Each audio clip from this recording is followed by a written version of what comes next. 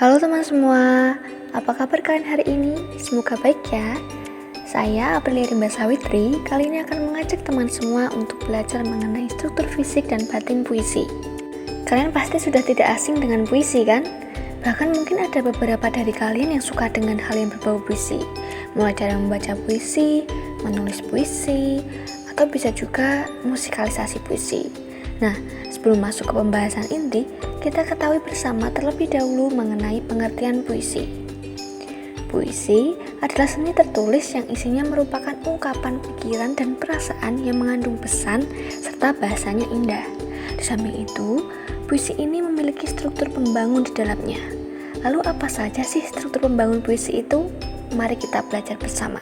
Struktur pembangun puisi ada dua. Yang pertama, struktur fisik yang merupakan unsur pembangun puisi yang bersifat fisik atau nampak ke dalam bentuk susunan kata-katanya. Struktur fisik ini ada tipografi, diksi, imaji, kata konkret, bahasa figuratif, dan verifikasi yang isinya rima, ritme, dan metrum. Kemudian yang kedua adalah struktur batin yang merupakan unsur pembangun puisi yang tidak tampak langsung dalam penulisan kata-katanya. Nah, contohnya nih, ada tema, feeling atau perasaan, nada, dan amanat. Dalam pembahasan kali ini, kita akan mereview bersama mengenai struktur fisik dan batin puisi bertema kemanusiaan yang berjudul Senja di Pelabuhan Kecil karya Chairil Anwar. Sebelum kita masuk ke pembahasan mengenai struktur, kita dengar dulu ya pembacaan dari puisi ini. Senja di Pelabuhan Kecil. Ini kali, tidak ada yang mencari cinta di antara gudang, rumah tua, pada cerita tiang serta temali. Kapal, perahu tiada berlaut, mengembus diri dalam mempercaya mau berpaut. Gerimis mempercepat kelam, ada juga kelepak elang menyinggung muram.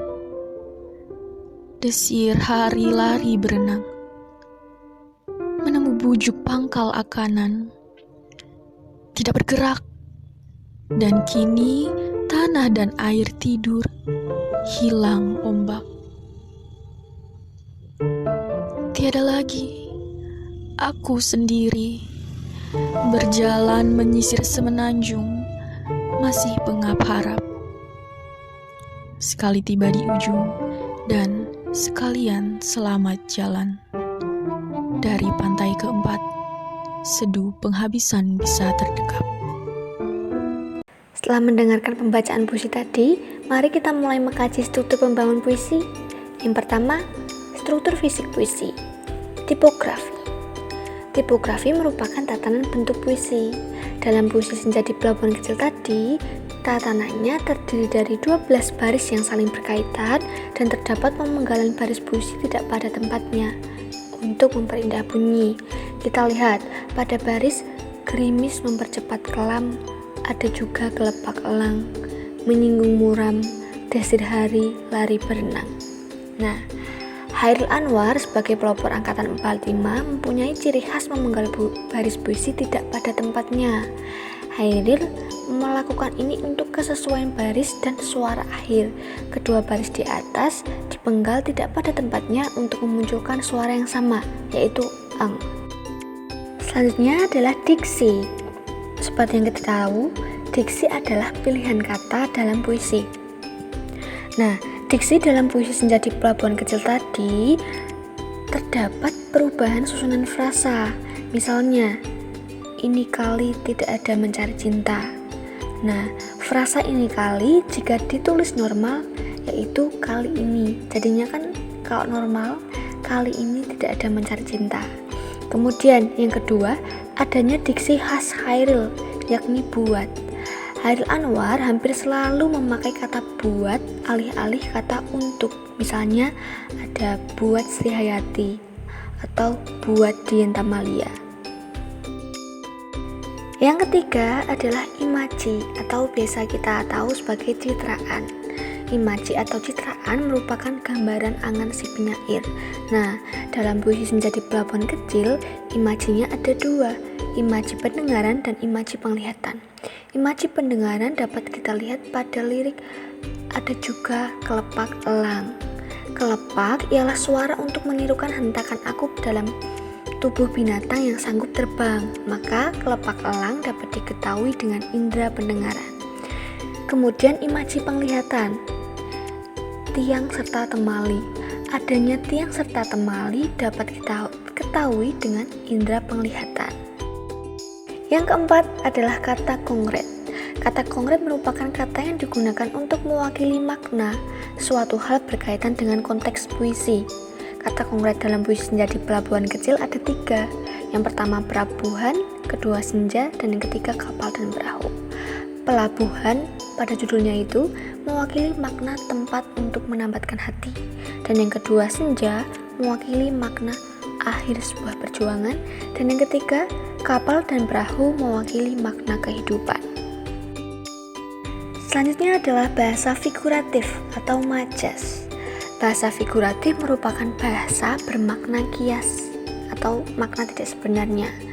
Nah, dalam puisi Senja di Pelabuhan Kecil ditemukan adanya majas personifikasi yang merupakan majas yang menunjukkan bahwa benda mati atau hal lain bertingkah menyerupai manusia. Dapat kita lihat pada lirik Desir Hari Lari Berenang. Nah, desir yang merupakan bunyi ini dipersonifikasikan seperti melakukan lari dan berenang. Yang terakhir adalah rima. Rima merupakan bentuk pengulangan bunyi pada puisi. Dalam puisi Senja di Pelabuhan Kecil ada 3 rima.